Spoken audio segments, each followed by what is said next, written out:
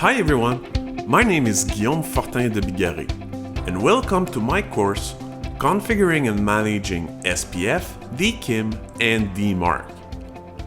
Every day, many malicious emails are sent attempting to impersonate big and small organizations, which can easily confuse spam filters.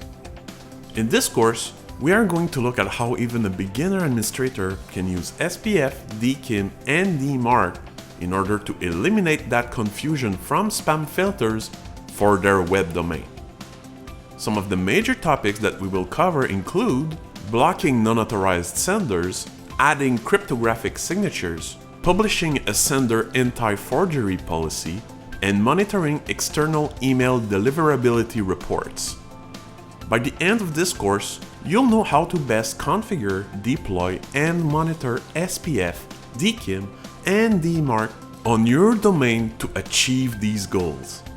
Before beginning the course, you should be familiar with the basics of IP addresses and networks, and how to add DNS records to your domain. I hope you'll join me on this journey to learn about improving your email deliverability and security with the Configuring and Managing SPF, DKIM, and DMARC course at Pluralsight.